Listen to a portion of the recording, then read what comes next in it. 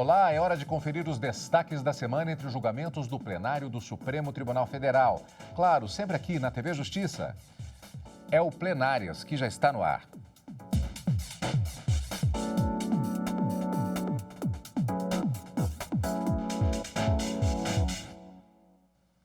Hoje, com os principais momentos das sessões dos dias 17 e 18 de agosto de 2022. Gisele, na verdade, não só estas duas sessões, porque o tema que caracterizou o plenário do Supremo Tribunal Federal como prioridade nestas semanas, na verdade, ele foi iniciado antes mesmo do plenário presencial, né, nesse julgamento, porque é um processo que ele vem, na verdade, do plenário virtual.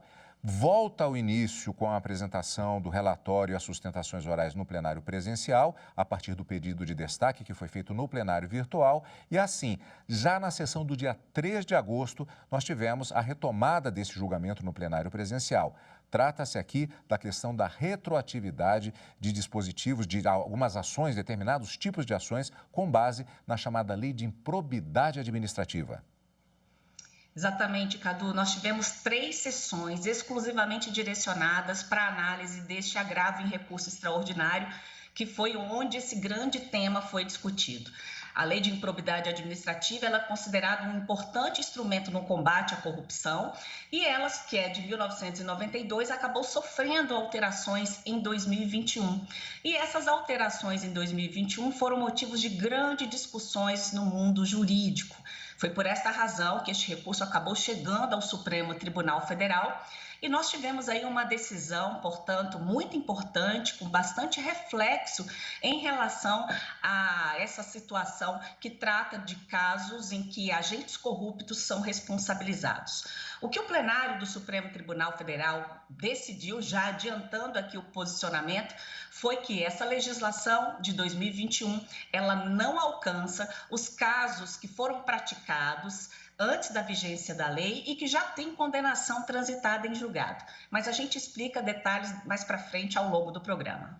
Vamos rever todo o julgamento deste processo desde o início, lembrando que foi já na abertura do segundo semestre de 2022. Tivemos a sessão de abertura no dia 1º com outro julgamento e na sessão da quarta-feira, dia 3 de agosto, dia 1º caiu numa segunda-feira, no dia 3 de agosto, o Supremo Tribunal Federal começou esta fase do julgamento sobre se as alterações na Lei de Improbidade Administrativa feitas no ano passado poderiam ser aplicadas retroativamente na chamada modalidade culposa, quando não há intenção do agente, no caso é o réu, no processo, em relação àquelas atitudes pelas quais ele é acusado com base na Lei de Improbidade Administrativa. O julgamento teve, naquela sessão do dia 3 de agosto, a leitura do relatório e, em seguida, foram realizadas as sustentações orais e, repetindo, na sessão do dia 3 de agosto. Só para a gente criar uma linha do tempo para o nosso programa de hoje, o julgamento voltou na sessão do dia 4 de agosto, uma quinta-feira. Na semana seguinte, só tivemos uma única sessão no dia 10 de agosto, foi feriado na quinta-feira, dia 11 de agosto. E por isso, naquela sessão do dia 10, não tivemos a retomada desse julgamento. Os ministros se debruçaram sobre outro processo, que foi acompanhado no direto do plenário e também aqui no Plenárias. E depois foi retomado nesta semana e finalizado. Nós vamos rever agora, desde o início, na sessão do dia 3 de agosto, quando a repórter Marta Ferreira acompanhou e tem os detalhes a respeito deste julgamento. Vamos rever. O caso chegou ao Supremo porque o INSS ajuizou a ação com o objetivo de condenar uma procuradora contratada para defender em juízo os interesses da autarquia ao ressarcimento dos prejuízos sofridos em razão de sua atuação. A procuradora trabalhou entre 1994 e 1999. A ação foi proposta em 2006 com base na Lei de Improbidade Administrativa, que fixa possíveis sanções a agentes e servidores que atentem contra a administração pública. No ano passado, foram feitas alterações na Lei de Improbidade Administrativa. A principal foi a exigência de dolo, ou seja, intenção para que os agentes públicos sejam responsabilizados. Danos causados por imprudência, imperícia ou negligência não podem mais ser configurados como improbidade. O Supremo Tribunal Federal vai definir se as alterações podem ser aplicadas retroativamente ao prazo de prescrição para as ações de ressarcimento e aos atos de improbidade administrativa na modalidade culposa. A matéria tem repercussão geral reconhecida, ou seja, deverá ser seguida pelas demais instâncias. No recurso ao STF, a defesa da ex-procuradora argumenta que a ação seria inviável por ter sido proposta após o prazo prescricional de 5 anos. Nessa lei, somente se consideram atos de improbidade as condutas dolosas. Se a conduta imputada é culposa, não se está diante de ato de improbidade. E, portanto, não se aplica a premissa do acórdão recorrido, que era a imprescritibilidade de um ato de improbidade. Consequentemente, se aplica ao presente caso o tema 666. Por quê? Porque se está diante de um ilícito civil, o que conduz também à prescrição penal. Também houve sustentação oral de outros interessados no caso. A aplicação retroativa acarretará, senhores ministros, senhoras ministras, a extinção de milhares de ações e a revisão de outras milhares de processos, inclusive transitados em julgado, inclusive já decididos, com um impacto muito danoso à segurança jurídica e à tão desejada efetividade da tutela jurisdicional. Hoje, a lei nova, a lei faz o quê? A lei consagra a jurisprudência desta Corte, a jurisprudência do STJ, num cânone votado pelo Congresso Nacional, aprovado, pelo Congresso Nacional, dizendo o quê dentro desta lei? Que a relação jurídica tem que ser respeitada, que a prova tem que ser encontrada.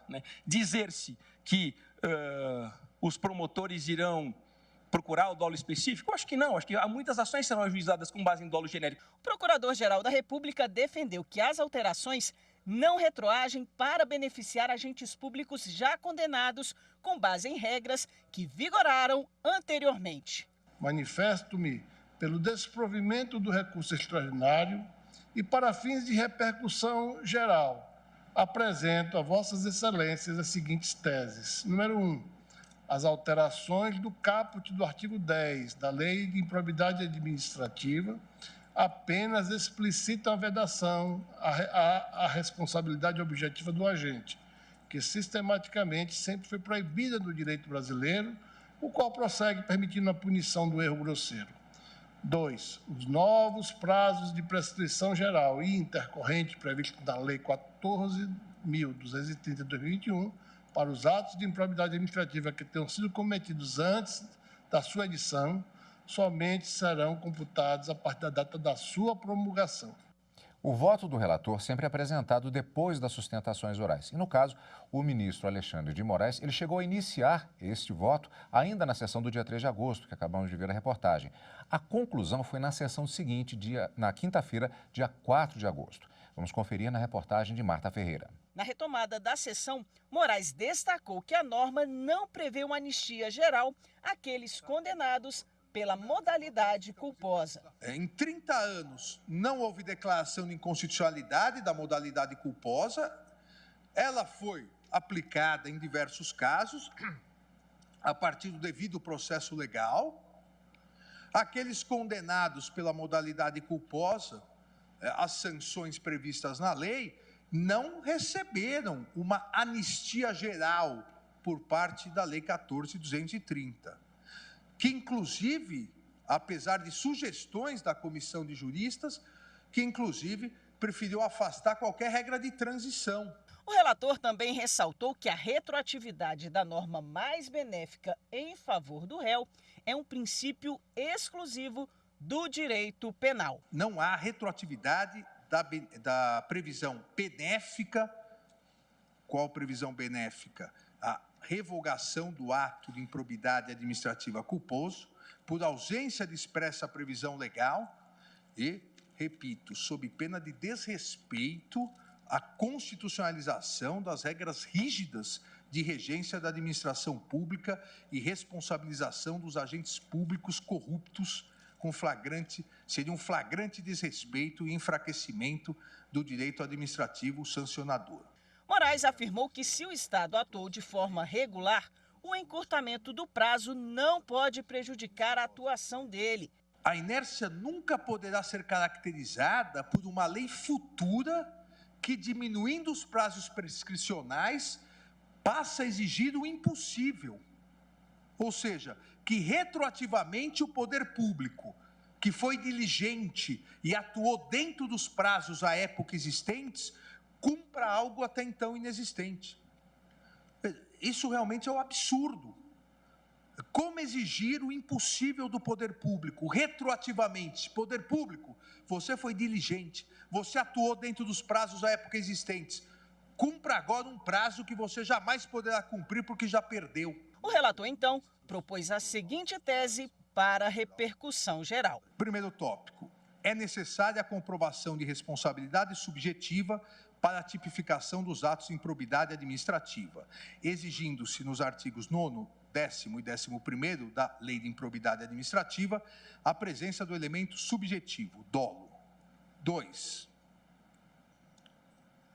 A norma benéfica da Lei 14.230 de 2021, revogação da modalidade culposa do ato de improbidade administrativa, é irretroativa, em virtude do artigo 5º, inciso 36, da Constituição Federal, não tendo incidência em relação à eficácia da coisa julgada, nem tampouco durante o processo de execução das penas e seus incidentes. 3. Aplicam-se os princípios da não ultratividade e tempus regi actum aos atos de improbidade administrativa culposos praticados na vigência do texto anterior da lei, porém sem condenação transitada em julgado, em virtude de sua revogação expressa pela Lei 14.230, devendo o juízo competente analisar eventual má-fé ou dolo eventual por parte do agente. 4. O novo regime prescricional previsto na Lei 14.230 de 2021 é irretroativo em respeito ao ato jurídico perfeito, em observância aos princípios da segurança jurídica, do acesso à justiça e da proteção da confiança, garantindo-se a plena eficácia dos atos praticados validamente antes da alteração legislativa. Na sequência da sessão, o ministro André Mendonça apresentou o voto dele. Em relação aos atos de improbidade administrativa na modalidade culposa, ele defende a incidência do princípio da retroatividade, cabendo ação rescisória para os casos exclusivamente culposos já transitados em julgado. Em relação à prescrição, o ministro André Mendonça defende a sua aplicação a partir do momento da entrada em vigor da nova lei. Eu defendo a aplicação imediata do prazo de 8 anos para a propositura da ação, inclusive aos processos em curso e aos fatos ainda não processados, devendo ser computado, contudo, o decurso do tempo já transcorrido durante a vigência da norma anterior. Porque sob pena de eu fazer uma soma de prazos. Portanto, voto do relator, ministro Alexandre de Moraes, voto do ministro André Mendonça, estabelecendo-se já algumas linhas diferenciadas em relação a esse julgamento, apenas as primeiras do que viria posteriormente com a apresentação dos votos dos demais ministros. Lembrando mais uma vez, na semana seguinte a esta, nós tivemos a sessão do dia 10 de agosto, dedicada a outro julgamento, feriado no dia 11 de agosto, e a continuidade do julgamento na semana dos dias 17 e 18 de agosto de 2022, respectivamente quarta e quinta-feira. Nós vamos conferir depois do intervalo aqui no Plenárias.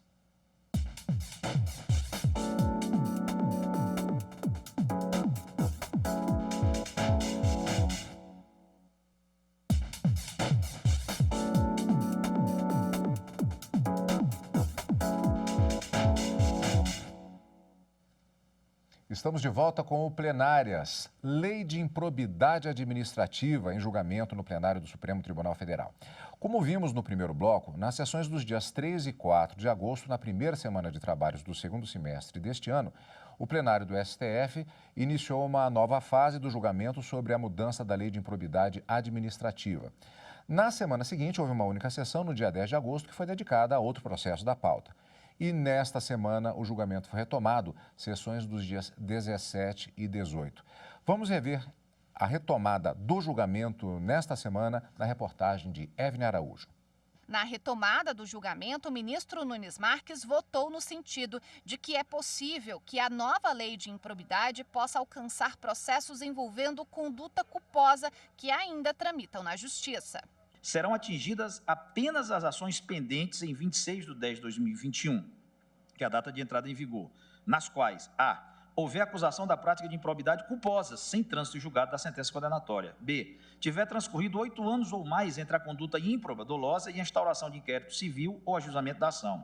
C. Tiver transcorrido 4 anos depois de ajuizada a ação, sem a publicação de nenhum pronunciamento judicial condenatório ou confirmatório de condenação. Os ministros Edson Fachin e Luiz Roberto Barroso se manifestaram pela não retroatividade da nova lei, nem mesmo para as condutas culposas praticadas antes de sua vigência. Ao meu ver, reconhecer a irretroatividade da nova lei de improbidade administrativa significa reconhecer que ela não se aplica às condutas culposas praticadas antes de sua vigência, não havendo importância a existência de investigação, processo, sentença ou trânsito em julgado. Eu acho que é tempus regit actum. Este fato vai ser julgado à luz da lei vigente naquele momento, porque, pela lei vigente naquele momento, os juízes com muita frequência não distinguiam dolo ou culpa. Para o ministro Dias Toffoli, a lei tem aspectos de natureza penal. Assim, as alterações podem retroagir para beneficiar os réus, inclusive os sentenciados em ações com decisão definitiva. Penso que, na hipótese dos autos, deve-se aplicar a retroatividade benigna, porquanto as penas aplicadas ao sujeito ativo da improbidade administrativa são gravíssimas, importando, dentre outras consequências, a suspensão dos direitos políticos e a perda da função pública, o que as afastam definitivamente da seara civil. E o julgamento terminou na sessão do dia 18 de agosto, uma quinta-feira.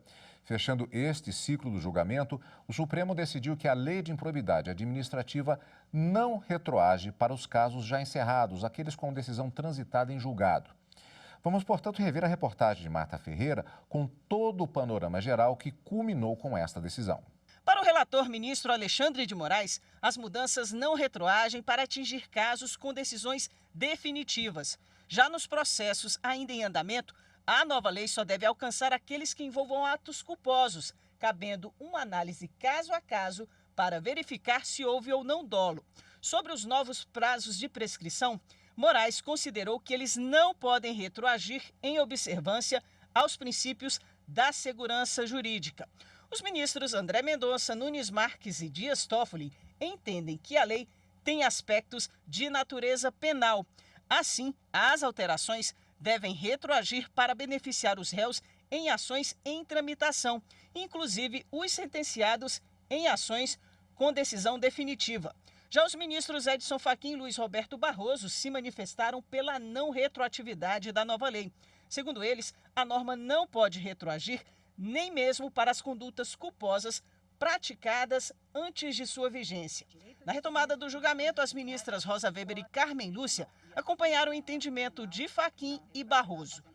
A norma do artigo 5º, 40, da retroatividade benéfica merece interpretação restritiva, circunscrita ao direito penal, na sua expressa dicção ao estatuir a lei penal, não alcançando, portanto, o direito administrativo sancionador, este dotado de maior dinamismo e voltado, em caráter precípuo, à construção de modelos prospectivos de tutela do interesse público. A doutrina não tem qualquer dúvida em que, ou não, nunca pôs dúvida em que, os casos de improbidade não são de direito penal e aqui não é uma lei penal, não retroagirá, fazendo prevalecer, portanto, o princípio segundo o qual, no direito brasileiro, a lei não retroage. Os ministros Ricardo Lewandowski e Gilmar Mendes entendem que a lei tem aspectos de natureza penal e, por isso, as alterações podem retroagir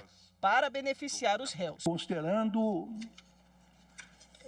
que se trata de um princípio constitucional, que se trata também hoje de um postulado que se incorporou ao próprio direito convencional, ao pacto de São José da Costa Rica, e que tem uma interpretação exatamente nesse sentido por parte da Corte Interamericana, considerando que a própria Corte Europeia de Direitos Humanos entende que essa tese que estamos agora a desfiar é válida e aceitável, e considerando que o próprio STJ tem vários julgados, dos quais eu citei aqui apenas 2 a título de exemplo, entendo que não há se falar em insegurança jurídica ou alteração do entendimento dominante, caso acolhida a tese ora sustentada, especialmente considerados, então, os precedentes jurisprudenciais e a doutrina que se debruçou sobre o tema. O reconhecimento da retroatividade dos dispositivos relativos ao elemento subjetivo dos atos de improbidade administrativa e ao novo prazo prescricional, assim como a afirmação da irretroatividade da prescrição intercorrente, todos inseridos na lei pela Lei de 14.320, impõem análise cuidadosa do alcance do entendimento. Com efeito, muito embora a retroação dessas questões decorra de garantia constitucional, há espaço de conformação e calibragem que deve ser observado, não só para a adequação desse direito a outros princípios com assento constitucional, como também para orientar a aplicação desse direito aos casos concretos. A ressaltar essa ótica, o próprio Código Penal estabelece em seu artigo 2º que ninguém pode ser punido por fato que a lei deixa de considerar crime, cessando em virtude dela a execução e os efeitos penais da sentença condenatória. Ou seja, resguarda-se a reversão de eventuais efeitos extrapenais do pronunciamento jurisdicional. O presidente Luiz Fux votou com o relator. Como a matéria tem repercussão geral reconhecida, ou seja, a decisão deverá ser adotada em casos semelhantes em todo o país, o plenário definiu a seguinte tese. É necessária a comprovação de responsabilidade subjetiva para a tipificação dos atos de improbidade administrativa, exigindo-se nos artigos 9º, 10 e 11º da Lei de Improbidade a presença do elemento subjetivo, dolo.